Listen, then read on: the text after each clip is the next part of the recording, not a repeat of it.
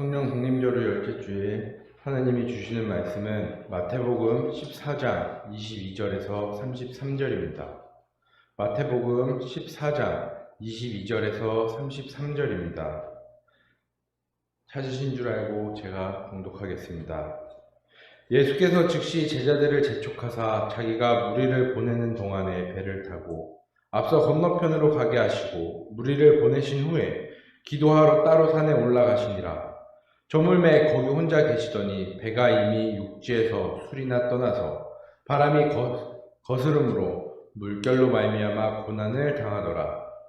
밤 사경에 예수께서 바다 위로 걸어서 제자들에게 오시니 제자들이 그가 바다 위로 걸어오심을 보고 놀라 무서워하여 소리 지르거늘 예수께서 이르시되 안심하라 나니 두려워하지 말라.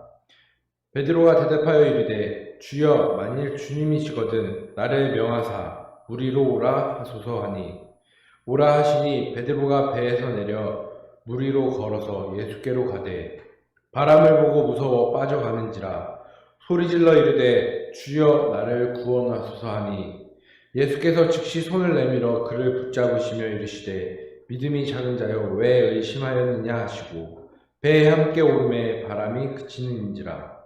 배에 있는 사람들이 예수께 절하며 이르되 진실로 하나님의 아들이로소이다 하더라. 아멘.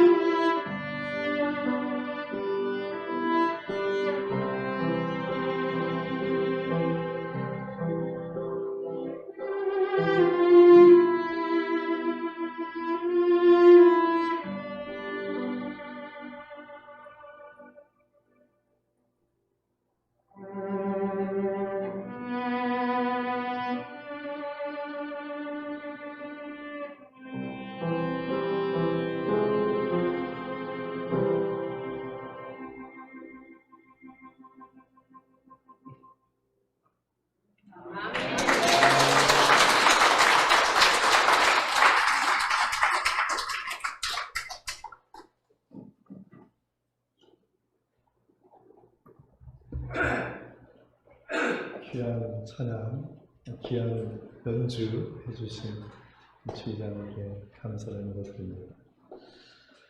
하나님 아버지와 주 예수 그리스도로부터 은혜 앞에 가는 이 자리에 계신 여러분들과 함께 하시기 바랍니다. 우리 옆에 있는 분에게 이렇게 수하로 존경합니다, 사랑합니다, 축복합니다, 인사합니다 하겠습니다. 팬데믹이라고 하죠. 세계보건기구 WHO에서 전염병의 위험도에 따라서 등급을 6등급으로 나눴는데 그 가운데 최고 경보 단계 6등급을 얘기해서 팬데믹이라고 이렇게 말합니다. 코로나19로 인해서 팬데믹 사태가 지금 전 세계에 많은 인명들을 빼앗고 있습니다. 그리고 막대한 피해를 주고 있습니다. 더군다나 지금 여름철에 팬데믹의 번가는 기후재난이죠. 지금 여름 장맛비가 아니라 기후재난입니다. 우리나라를 휘감고 있어서 많은 마음들이 불에 잠기고 계속해서 인명피해가 속출하고 있습니다. 이러한 상황 가운데 그리스도인이라 할지라도 두렵고 걱정되는 것 당연한 것입니다. 이런 때일수록 우리 그리스도인, 세상 사람이 아닌 그리스도인으로서 우리가 할 수 있는 것이 있다면 저는 기도하는 것이라고 저는 믿습니다. 우리가 부족하고 연약할지라도 우리 주님께서 우리의 음성과 간구를 들으셔서 지금의 이 팬데믹의 어려운 이 문제, 이 고난도 능히 이길 수 있도록 인도하여 주실 줄 믿습니다. 오늘 본문의 말씀 첫 번째로 볼 말씀도 바로 예수님께서 아주 혼란스러운 상황 가운데서 우선순위로 택하신 것이 무엇이냐? 기도하는 것이었다는 것이죠. 오늘 본문의 22절과 23절의 말씀 우리 함께 읽어보겠습니다. 예수께서 즉시 제자들을 재촉하사 자기가 무리를 보내는 동안에 배를 타고 앞서 건너편으로 가게 하시고 무리를 보내신 후에 기도하러 따로 산에 올라가시니라.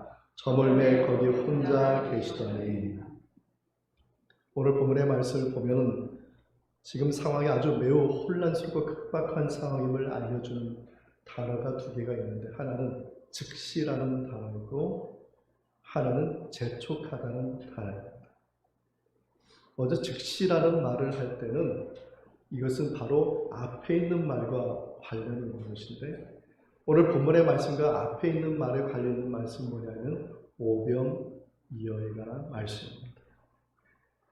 예수님께서 벳세다에 도착했는데 많은 무리들이 이미 도착하였고 예수님은 그들이 목자는 양 같아서 불쌍히 여겨주셔서 그들을 치료하여 주시고 밤늦게까지 하다 보니까 식사할 것이 없었는데 제자들이 가져온 오병이어 보리떡 5개와 물고기 2마리를 손에 들고 축사하시고 나눠 주었더니 그 나눈 양식을 먹은 사람이 21절에 보면은 여자와 어린아이 외에 5,000명이었다고 이렇게 말하고 있습니다.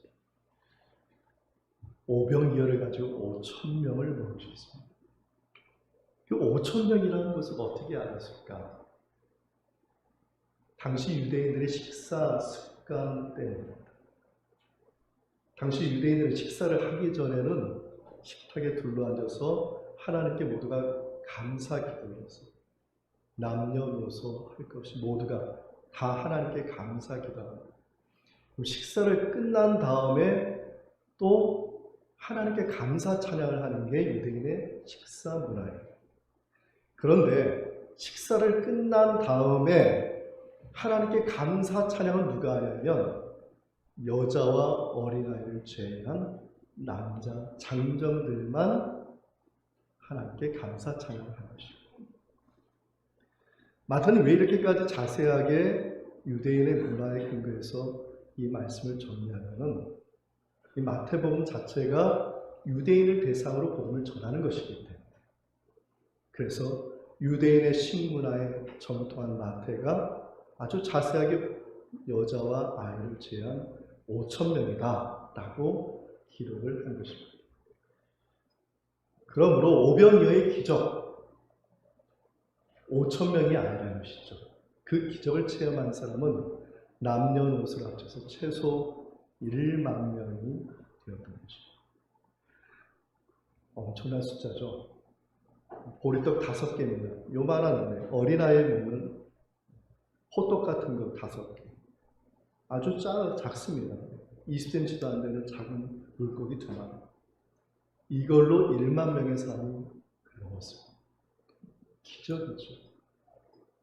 이 기적을 맛보면서 그 자리에 있던 1만 명의 사람은 무엇을 생각했냐면 구약의 하나님의 말씀이 일어났던 기적이 생각났습니다.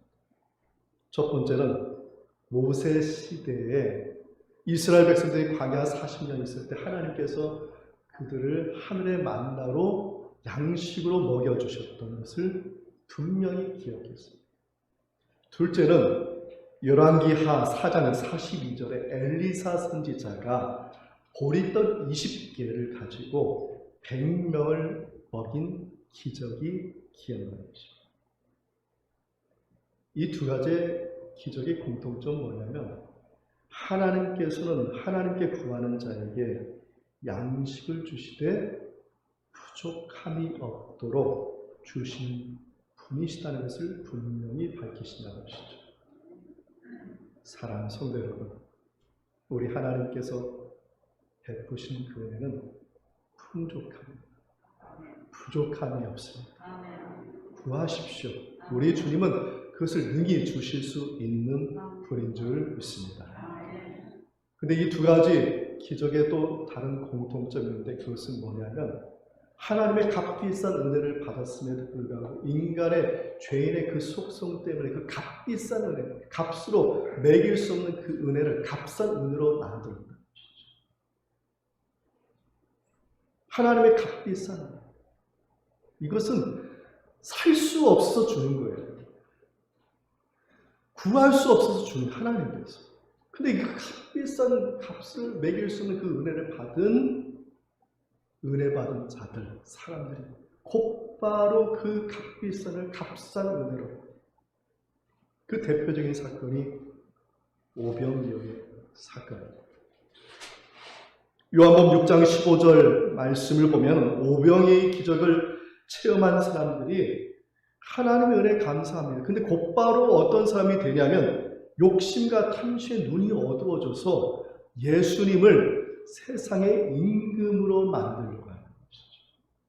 지금 여기서 세상의 임금으로 만들려고 했다는 것은 지금 그 1만 명의 사람들이 지금 예수님을 붙잡고 자신의 뜻대로 살고자 하는 것이죠.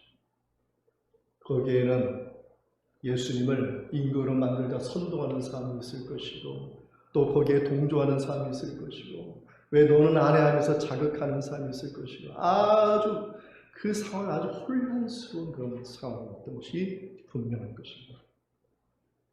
예수님 바로 그 혼란스러운 상황, 그 즉시 사람들을 흩으셨습니다. 그리고 제자들을 그 자리를 떠나가게 하였습니다. 근데 그 떠나가게 한다는 그 말을 본문에 뭐라고 얘기하면 재촉한다 이렇게 말하고 있어요. 이 재촉한다는 말은 헬라 원어의 뜻은 뭐냐면 하기 싫은 일을 억지로 시킨다는 거예요. 그러니까 제자들은 한마디로 지금 벳세다를 떠나기를 싫은 거예요. 거기 있는 게 좋은 거예요. 오병이의 기적을 맛본 사람들과 함께 같이 지금 예수님을 임금으로 만들자고 하는 이 분위기에 휩쓸려가지고 그냥 감정이 고조되고 흥분된 상태인 것이죠. 그래서 그들은 떠나기를 싫어했던 것입니다. 마태복음 18장, 20장 뒤에 나오는 마태복음의 말씀을 보면은 그때 제자들이 어떠한 사람들이었느냐 하면은 그 제자들은 높은 자리를 탐하는 자들이었다고 밝히고 있습니다. 지금 제자들의 본질이 뭐냐면 예수님 따라서 높은 자리를 올라가는 게 이것이 인생의 최대 목적이었습니다. 근데 예수님께서 즉시 그들을 재촉해서 떠나보는 이유가 뭘까요? 예수님의 목적은 그게 아니었기 때문입니다. 예수님께서 벳세다에 오신 이유는 오병이의 기적을 일으키기 위한 것도 아니었고요. 그리고 오병이어의 기적이 있기 전에 세례 요한이 죽었기 때문에 벳세다로 피신한 것도 아니었고요. 그리고 세례 요한을 죽인 헤롯의 칼이 무서워서 벳세다에 오신 것이 아니라 예수님은 처음부터 벳세다에 오신 목적은 홀로 그곳에서 기도하기 위해서 오셨다는 것입니다. 사랑하는 성도 여러분, 예수님은 누구십니까?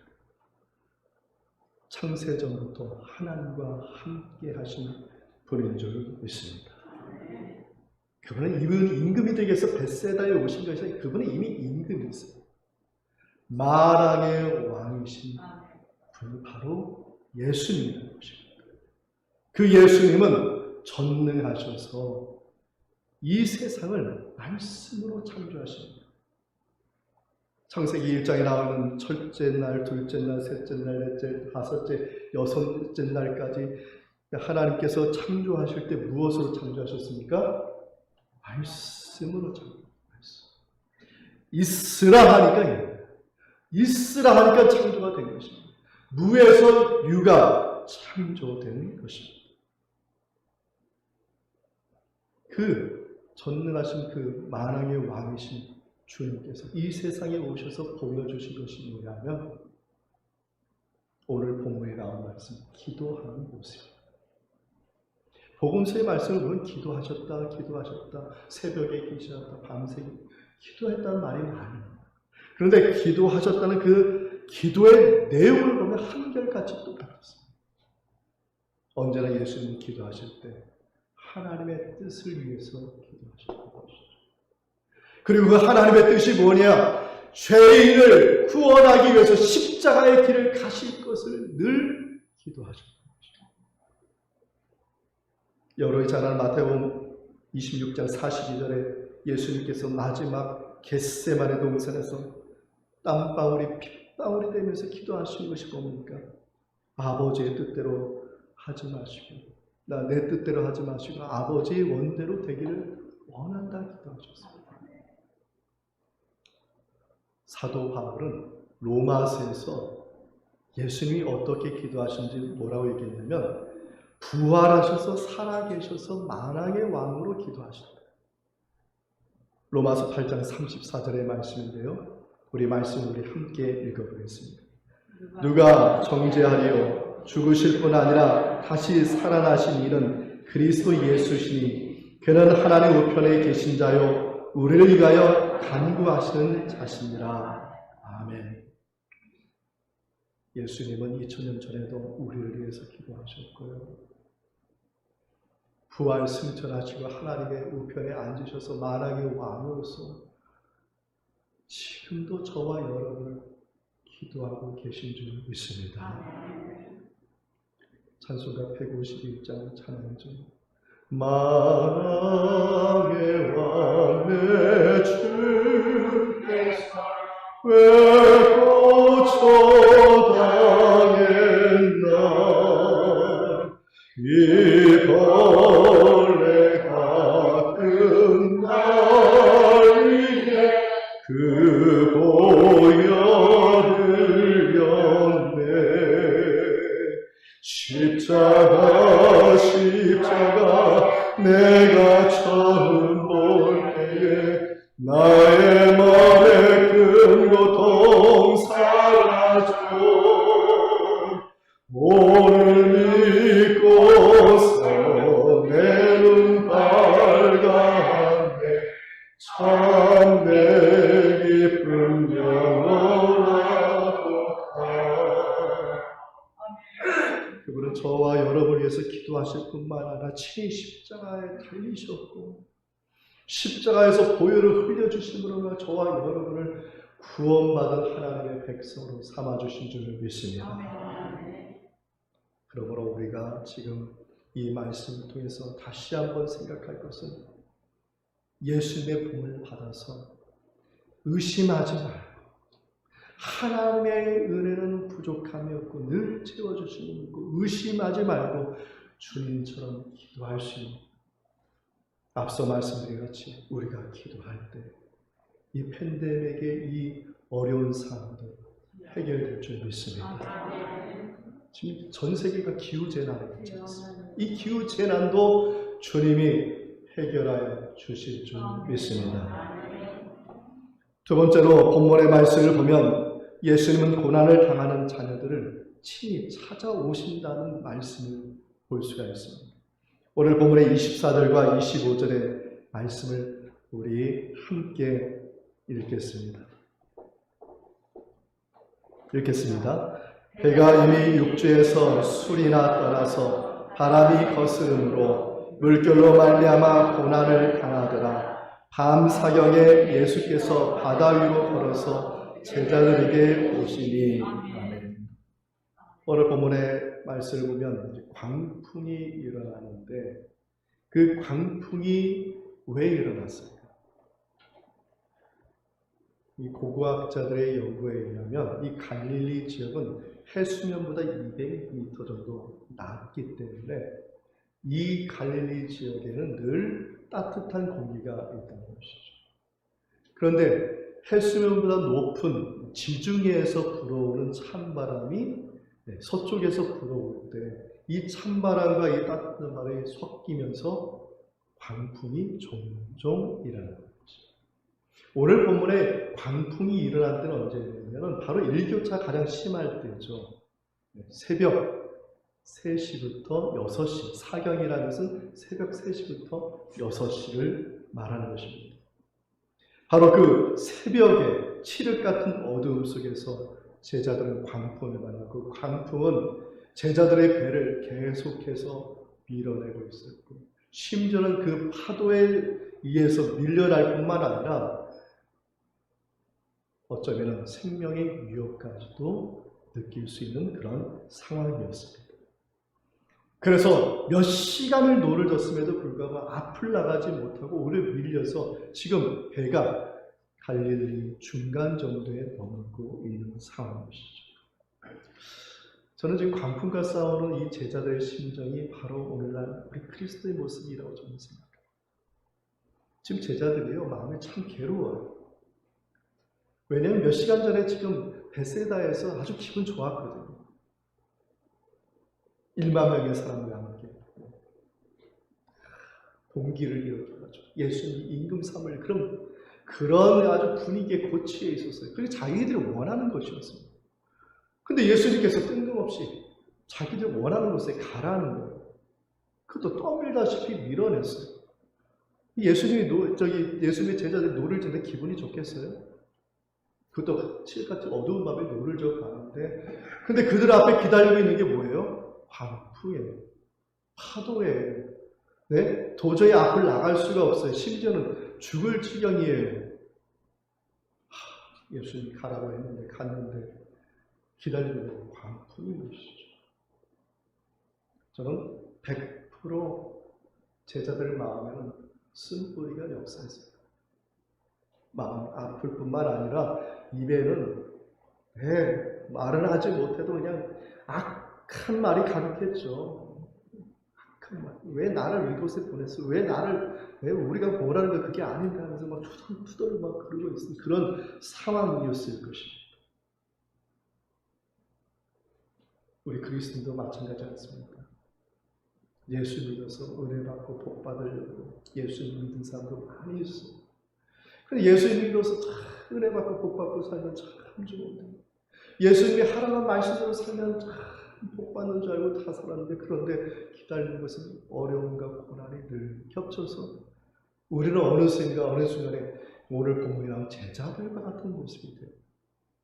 마음의 쓴뿌리가 작동해서 늘 우리 입에는 불평 불만이 가득해요. 베드로전서 5장 8절에 다음과 같이 권면합니다. 근신하라, 깨어라. 너희 대적 마귀가 우는 사자와 같이 두루 다니며 삼킬 자를 찾느니라. 사랑하는 성도 여러분, 아직 주님의 뜻이 이루어지지 않습니다.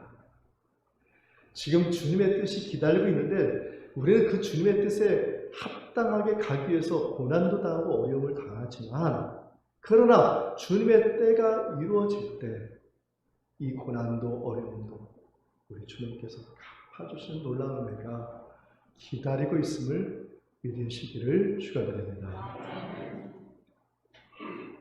예수님이 기도를 마치고 나서 제자들을 보니까 갈릴리 산에 올라가서 보니까 갈릴리 바다에서 광풍 때문에 제자의 배가 위험하게 된 것이죠. 그래서 예수님께서 산을 내려오고 그리고 바다를 걸어서 가셨습니다. 근데 이 바다를 걸어간 이 묘사를 마태는 뭐라고 얘기하냐면 바다 위를 걸어가셨다 이렇게 얘기해요. 근데 이 바다 위를 걸어가셨다 이 말은 어떻게 언뜻 보면은 그냥 기적이다 이렇게만 생각할 수가 있는데, 그런데 이 마태가 예수님께서 바다 위를 걸어가셨다는 이 문장을 어디를 참고를 했냐면 욥기서 9장 말씀을 참고해요. 욥기서 9장 말씀, 9장 8절 말씀에 이렇게 되어 있습니다. 하나님이 홀로 하늘을 펴시고 바다 위를 밟으시고. 시적인 표현입니다. 하나님이 하늘을 창조하시고 바다 위를 밟으셨다. 이 히브리어 원어에는 바다를 밟으셨다고 되어 있는데, 그런데 마태가 이 말씀을 참고했으면 그러면 예수님이 바다를 밟으셨다고 해야 되잖아요. 그런데 밟으셨다고 하지 않고 위를 걸으셨다고 한 이유가 뭐냐면, 그때 예수님 당시에 이스라엘 백성들이 즐겨보는 성경은 히브리어 원어로 된 성경 말씀이 아니라 헬라어로 기록된 성경 말씀 72인 성경을 주로 보았다. 어떤 일이 벌어졌냐면 헬라어로 번역하면서 욥기서 9장 8절을 헬라어로 번역하면서 뭐라고 썼냐면 하나님께서 물 위로 걸으셨다 이렇게 번역합니다. 그러니까 예수님께서 바다 위를 걸으신 이 모습, 걸으셨다는 말을 표현하면은 다시 말해서 이스라엘의 유대인들이 욥기에 나온 하나님이 바다 위를 걸으셨다라고 이해를 하게 되는 것이죠. 중요한 것은 원래 히브리어 원어로 해석하면 뭐냐? 예수님께서 바다 위를 밟으셔서 제자에게 오셨다는 말씀. 그럼 왜 욥기에서 바다 위를 밟으셨다고 하고 그리고 바다 위를 밟으셨다는 이 뜻을 내포해서 예수님 바다 위를 걸으셨다고 하느냐? 고대 유대인들의 생각에는 바다와 물을 두려워했습니다. 무서워했어요. 공포감을 가졌습니다. 이유는 뭐냐면 바다 밑에 욥기서에 나오는 용과 같은 리오 야단이 있다고 생각을 하였기 때문에. 리오 야단은 한마디로 얘기하면 마귀 사탄을 두고 하는 말. 그래서 욥기서에서 뭐라고 표현하면 그 바다를 밟았다. 바다를 밟았다는 얘기는 뭐냐? 리오 야단을 밟았다는 것이죠. 그 밟으시고 하늘을 피하셨다. 그래서 지금 예수님께서 물 위를 걸어오신 이 이야기를 지금 예수님이 물 위를 걷는 모습을 제자들이 처음 봤을 때 뭐라고 생각했습니까? 예수님을 안 봤어요.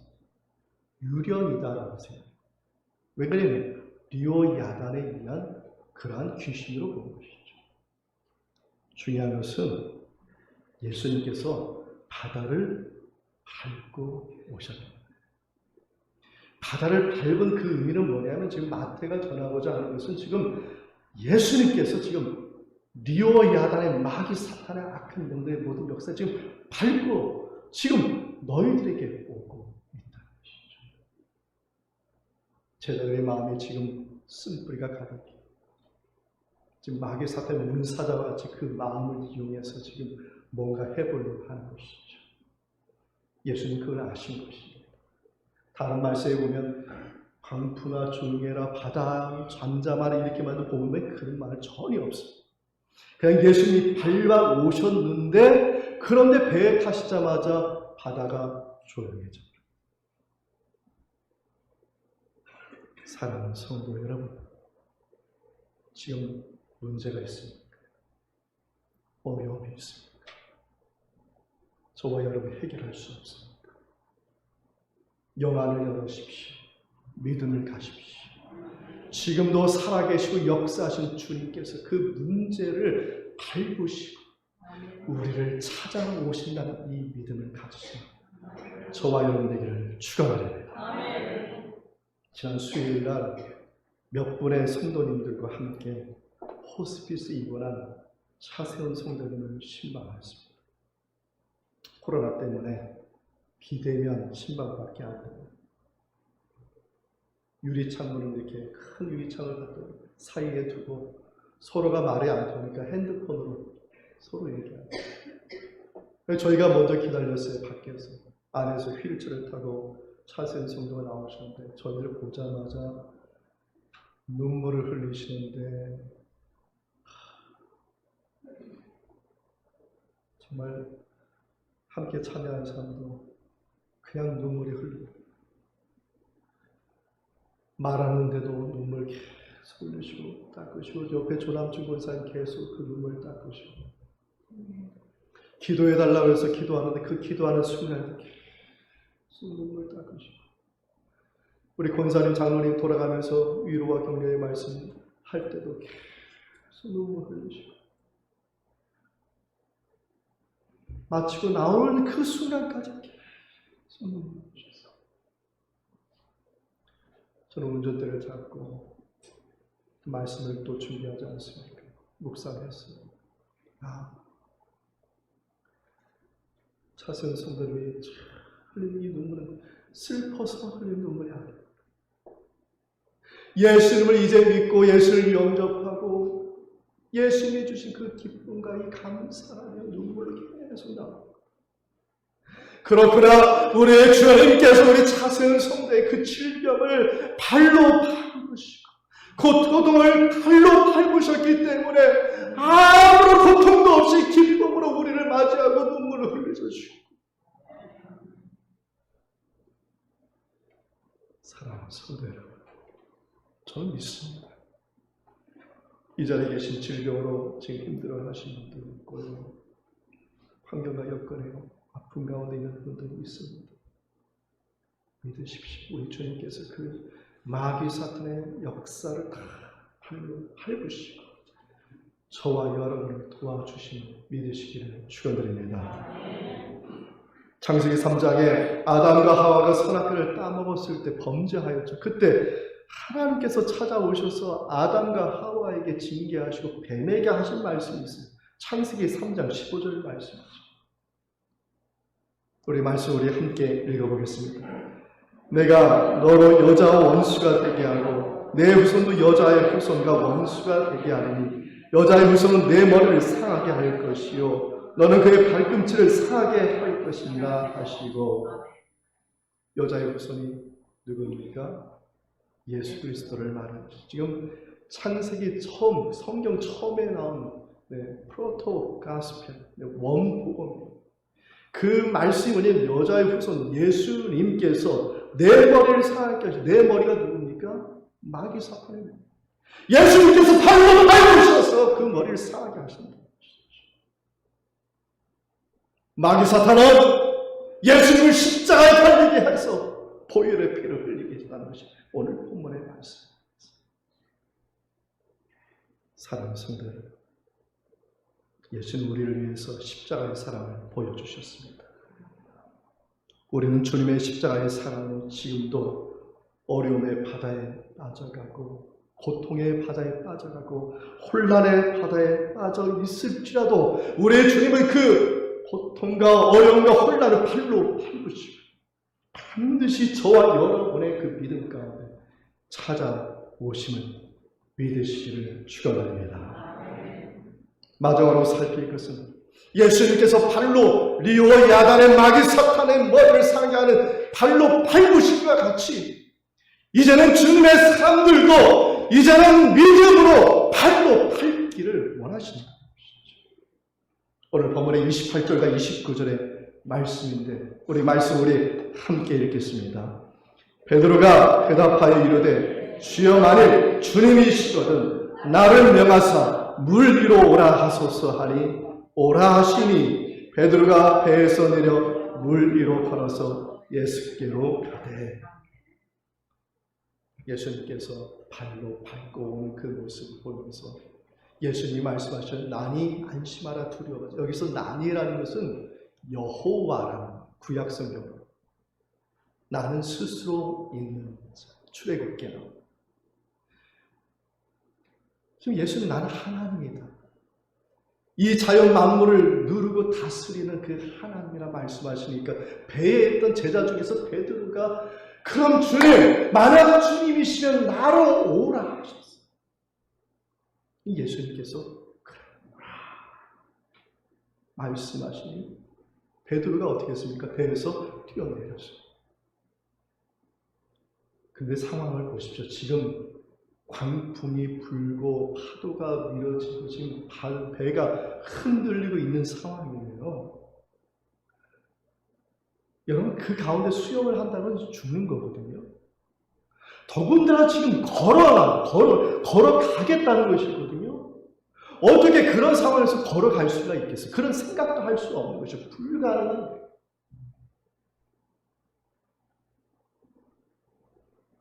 어떤 사람들이 가끔 이런 시험을 하는 사람이 있어요. 물 위로 걷겠다. 아니에요. 그런 게 아니에요. 본문 말씀. 그럼에도 불구하고 베드로가 뛰어든 이유가 있어요. 그가 물 위를 걸은 이유가 있어요. 그 이유가 뭐냐면 예수님이 말씀하셨기 때문에. 아멘. 예수님이 오라 말씀하셨기 때문에 그 말씀에 의지해서 베드로가 물 위를 걸어갈 수가 있었던 것입니다. 사랑하는 성도 여러분, 하나님께서 이 세상을 뭘로 창조하셨어요? 말씀. 창세기 1장에서 6일 동안 말씀으로 창조하셨어요.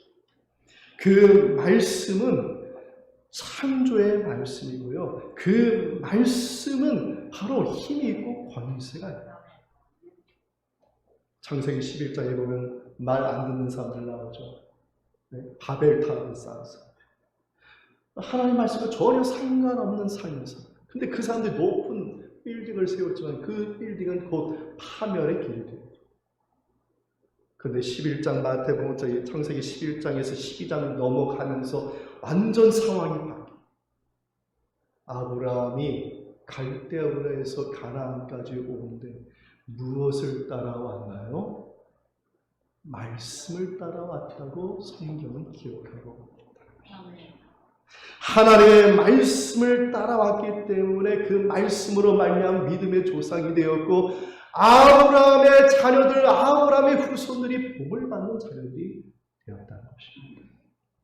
그래서 시편 119편 105절의 말씀이죠. 이러길 주의 말씀 내 발의 등이요 내 길에 뭐라고요? 빛이. 말씀을 따라가는 것이 바로 이 영적으로 이 어두운 세상, 이 세상에서 우리는 무엇을 해야 되는 말씀을 따라 말씀 위에 서고 말씀에 의지하고 말씀을 우리는 의지해서 이 리오야단과 같은 이 세상을 발로 밟고 가야만 한다는 것입니다. 베드로는 믿음으로 예수님의 말씀 위에 섰습니다. 베드로는 주님의 말씀대로 배에서 뛰어요. 그리고 그 말씀에 의지해서 그 리오 야단의 그 바다를 발로 밟았습니다. 마태복음 8장에 보면은 백부장의 믿음에 대한 얘기가 나오죠. 아실 겁니다. 백부장의 하인이 중풍병에 걸렸어요. 근데 이 백부장이 하인을 너무너무 사랑해요.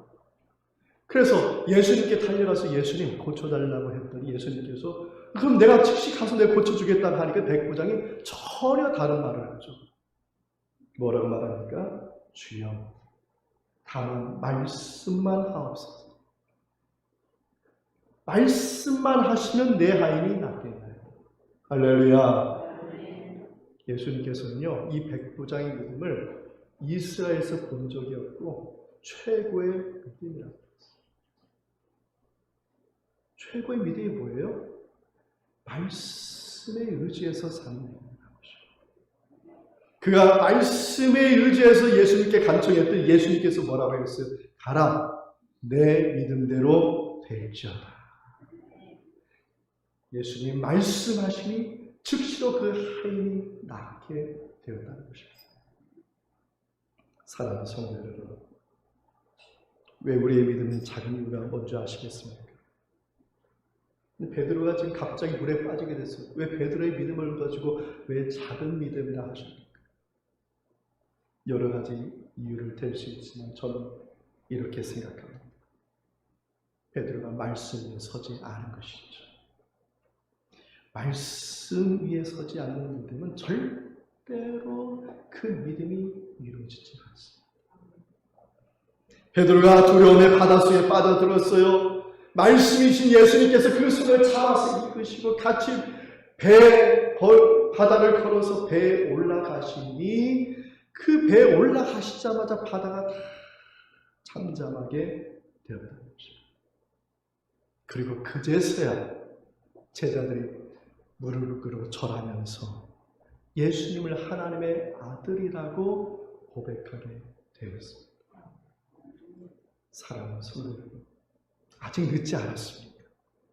오늘 본문의 말씀을 보면 베드로가 예수님이 하나님의 아들이라는 거 아직 믿지 않았어요.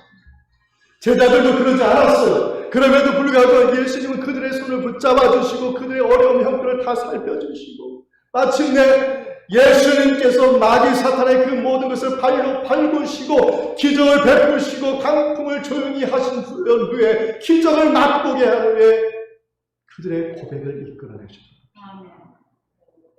아직까지 예수 믿지 않고 참된 고백이 있지 않다고 생각하십니다. 이제는 늦지 않았습니다. 예수 그리스도를 내 마음의 주인으로 모시고 그리고 예수님처럼 예수님의 그 말씀과 그 예수님의 이름으로 이 마귀 사탄의 모든 역사들을 발로 밟고 여러분도 베드로같이 이 시대를 걸어갈 수 있는 저와 여러분 되기를 축원드립니다. 두려워하지 마십시오. 이미 예수님께서는 마귀 사탄의 머리를 상하게 하셨습니다. 이 말은 무슨 뜻인지 아시죠? 내가 이미 마귀 사탄의 권세를 꺾었으니 너희는 믿기만 하면 승리할 것이다. 할렐루야. 믿고 나가십시오. 질병의 바다에, 고통의 바다에, 두려움의 바다에 예수님은 그것에 빠지도록 놔두지 아니하십니다. 반드시 찾아가시고 그 질병과 그 고통을 밟으셔서 반드시 주의 백성을 건져낼 뿐만 아니라 그도 예수님처럼 믿음의 사람으로서 승리하여 도와주실 줄 믿습니다. 이러한 주님의 은총이 예수 그리스도 안에서 여러분의 마음과 생각을 지키시기를 원합니다. 아멘.